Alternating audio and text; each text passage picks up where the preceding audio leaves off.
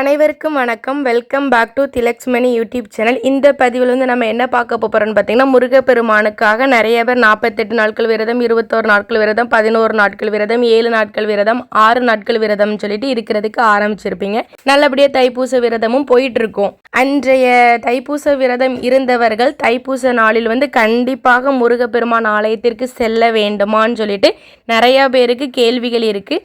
அதுக்குண்டான பதிவு தான் இதில் இருக்குது. கண்டிப்பாக பார்த்து பயன்பெறுங்கள். நம்மளுடைய சேனலை சப்ஸ்கிரைப் பண்ணாமல் பார்க்குறவங்க கண்டிப்பாக சப்ஸ்கிரைப் பண்ணிட்டு பாருங்கள். வாங்க இப்போ நம்ம வீடியோக்குள்ள போகலாம். முருகப்பெருமானுக்காக தைப்பூச விரதம் யாரெல்லாம் இருக்கிறீங்களோ, விரதம் இருக்கிறவங்க இந்த வீடியோவை பார்த்தா கண்டிப்பாக ஓம் முருகான்னு சொல்லிட்டு கமெண்ட் பண்ணிட்டு வீடியோவை பாருங்கள். முதலில் தைப்பூசம் எப்போ வருதுன்னு சொல்லி பார்த்துடலாமா? பிப்ரவரி 1ஆம் தேதி ஞாயிற்றுக்கிழமை 5 வருதுங்க. தைப்பூசம் பிப்ரவரி 1ஆம் தேதின்னு சொல்லிட்டு உங்க எல்லாத்துக்குமே தெரியும். முருகப்பெருமானுக்காக தைப்பூச விரதம் இருப்பவர்கள் அன்றைய பிப்ரவரி 1ஆம் தேதி காலையில் பிரம்ம முகூர்த்த நேரத்திலே நல்லா குளிச்சுட்டு நல்லா சுத்தபத்தமாக இருந்துட்டு பூஜை அறையில் சென்று விளக்கேற்றி வழிபாடு செய்யுங்கள்.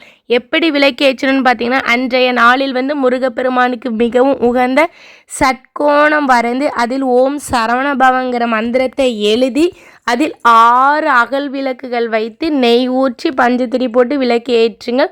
ரொம்பவே விசேஷமானது. என்னால் நெய் ஊற்றி விளக்கேற்ற முடியாதுன்னு சொல்லி நினைக்கிறவங்க நல்லெண்ணெய் ஊற்றி பஞ்சத்திரி போட்டு விளக்கேற்றுங்கள். இவ்வாறு விளக்கேற்றி வழிபாடு செய்வதால் தைப்பூச நாளன்று முருகப்பெருமானுடைய அருளையும் ஆசீர்வாதத்தையும் நீங்கள் பரிபூரணமாக பெற முடியுங்க. இதில் எந்த விதமான ஒரு மாற்று கருத்துமே கிடையாது. இவ்வாறு நீங்கள் தைப்பூச நாளன்று விளக்கேற்றி வழிபாடு செய்யும்போது முருகப்பெருமானிடம் ஏதாவது ஒரு கோரிக்கையை வைங்க. நிச்சயமாக அடுத்த தைப்பூசம் வருவதற்குள் நிச்சயமாக உங்களுடைய கோரிக்கை நிறைவேறியிருக்கும். எடுத்துக்காட்டாக பார்த்தீங்கன்னா, நீங்கள் இப்போ சொந்த வீடு வாங்கணும்னு சொல்லிட்டு நினைக்கிறவங்க கண்டிப்பாக விரதம் இருந்து முருகப்பெருமான ஒரு நாளாவது வழிபாடு செய்யுங்கள். தைப்பூசம் அன்று நிச்சயமாக அடுத்த தைப்பூசத்திற்குள் நீங்கள் வீடு கட்டியிருப்பீங்க. அப்படி இல்லைன்னா வீடு கட்டுவதற்கு உண்டான பணம் எல்லாமே உங்கள் கையில் இருந்திருக்கும். அப்படி இல்லைன்னா இடம் வாங்கி போட்டிருப்பீங்க. இதில் ஏதாவது ஒன்று உங்களுக்கு நிச்சயமாக நடக்குங்க. நம்பி வேண்டுதல் செய்யுங்கள். நிச்சயமாக உங்களுடைய வேண்டுதல் அனைத்தையும் நம் பெருமாள் அந்த கடவுளான தமிழ் கடவுளான முருகப்பெருமாள் நிறைவேற்றி தருவார். இவ்வாறு தைப்பூச நாளன்று முருகப்பெருமானுக்கு செவ்வரளி மாலை சாய்ச்சி நெய்வேத்தியமாக சர்க்கரை பொங்கல் வைத்து வழிபாடு செய்யுங்கள். பின்பு தீப தூப ஆராதனைகள்லாம் காட்டுங்க. முருகப்பெருமானுக்கு மிகவும் உகந்த பாடல்கள் பாடுங்கள். உங்களுக்கு எந்த பாடல்கள்னாலும் நீங்கள் பாராயணம் பண்ணலாம். உங்களுக்கு பாடல்கள்லாம் பாட தெரியாதுன்னு சொல்கிறவங்க எல்லார் கையிலையும் மொபைல் இருக்குங்க. மொபைலில் போட்டு கேளுங்க. கந்த சஷ்டி கவசம் பாராயணம் பண்ணலாம்.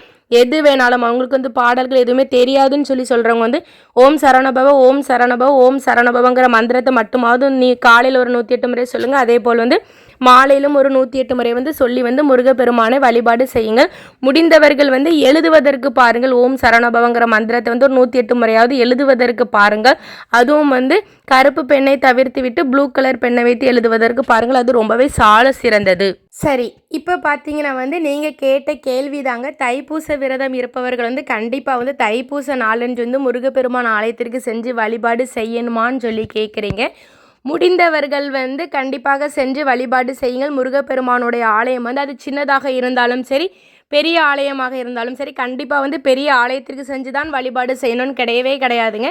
உங்கள் வீட்டின் அருகில் ஒரு சின்ன முருகப்பெருமான் ஆலயம் இருந்தாலும் நீங்கள் அங்கே சென்று நீங்கள் வழிபாடு செய்யலாம். இப்போ நிறைய பேர் குழந்தைகள்லாம் வச்சுருப்பீங்க.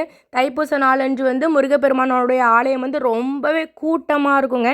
நம்ம இந்த குழந்தைகள்லாம் வச்சுட்டு கோயிலுக்கு செல்வது ரொம்பவே கஷ்டமாக இருக்கும். அதனால் நீங்கள் வீட்டில் இருந்து விரதம் இருந்தால் கூட முருகப்பெருமானுடைய ஆசீர்வாதத்தையும் அனுக்கிரகத்தையும் நீங்கள் பரிபூரணமாக பெற முடியும். முடிந்தவர்கள் முருகப்பெருமான் ஆலயத்திற்கு சென்று வழிபாடு செய்யுங்கள். ஆனால் கட்டாயமாகன்னு கேட்டால் அப்படிலாம் எதுவும் இல்லைங்க. கண்டிப்பாக தைப்பூச விரதம் இருந்து முருகப்பெருமான வழிபாடு செய்யுங்கள். நிச்சயமாக உங்களுடைய தலையெழுத்தை மாற்றி தருங்க இந்த தைப்பூச விரதம். ஓகே நண்பர்களே, இந்த தகவல் உங்கள் எல்லாத்துக்குமே ரொம்ப பயனுள்ளதாக இருந்திருக்கும்னு நினைக்கிறேன். கண்டிப்பாக இந்த வீடியோ உங்களுடைய ஃப்ரெண்ட்ஸ் அண்ட் ஃபேமிலிக்கு ஷேர் பண்ணுங்கள். நம்மளுடைய சேனல் சப்ஸ்கிரைப் செய்யுங்கள். அப்படியே ஒரு லைக் போட்டுருங்க. உங்களுக்கும் உங்களுடைய குடும்பத்தில் உள்ள அனைவருக்கும் முருகப்பெருமானுடைய அருளும் ஆசீர்வாதங்களும் பரிபூரணமாக கிடைக்கும். அடுத்து இதே மாதிரி ஒரு நல்ல பதிவில் சந்திக்கலாம். நன்றி, வணக்கம்.